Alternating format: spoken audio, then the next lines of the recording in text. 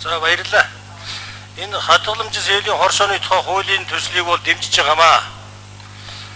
За би хоршооны тухай хуультай холбоотой нэг зүйлийг асуумаар байна. Саяхан одоо хөдөөж хуйн гаралтай бараа түүхийдийн биржийн тухай хууль гарсан. Тэр хууль дээр бол малчтын хоршоо гэж ярина бүх сум дээр ингээ байгуулагдахаар болж байгаа. Ирэх оноос эхлээд энэ хууль бол морьдогднө. Тэгэхээр тэр малчтын хоршоо бол санхүүгийн зохицуулах хорон дээр бүртгүүлэх үү. Ер нь энэ бүртгүүлээд цаашдаа ер нь хадгаламжийн зээлийн хоршооны үйл ажиллагаа явуулж болох уу? Ер нь одоо малчтын хоршоо цаашдаа ер нь ямар журмаар яаж явах юм бэ? Энэ тал дээр жоохон тодруулах асуулт асуумаар байна. Баярлалаа. За, адилхан гишүүний асуулт эдийн засгийн байнгын орон дарга дараас хариулъя.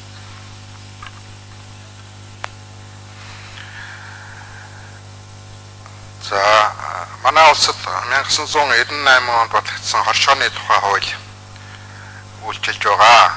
За, энэ хуулинд 2002 онд нэмэлт өөрчлөлт оруулж хоршооны хадгалан зээлийн үйл ажиллагааг тусгаалan зохицуулсан. За, ингээд энэ хууль маань одоо батлагдаад энэ зохицуулалт одоо 19 дэх жилдээ үйлчилж байгаа. 2006 онд хадгалан зээлийн энэ хоршооны салбарт бас доголдол гарч хямрал үүсч бас олон иргэд төр хохирол амсныг бид бүгд сайн мэдэж байгаа.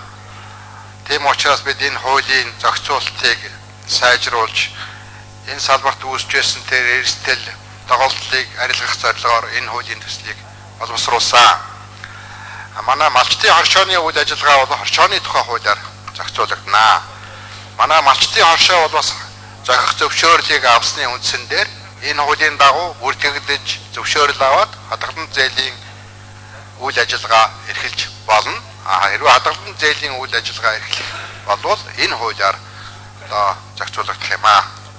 За, ажлын засгийн бүрэлдэхүүнд санхүүгийн зохицуулах хорооны дарга баяр сайхан санхүүгийн зохицуулах хорооны бичил санхүүгийн газрын дарга Хорийн Чимэг хадгалан зээлийн хоршоодын тэргүүн Гоохов хадгалан зээлийн хоршоодын сургалт мэдээллийн төвийн захирал Мегмар Очирнаар оролцож байгаа. Ажлын засгийн зүгээс саяын асуултад нэмэлт тайлбар юу?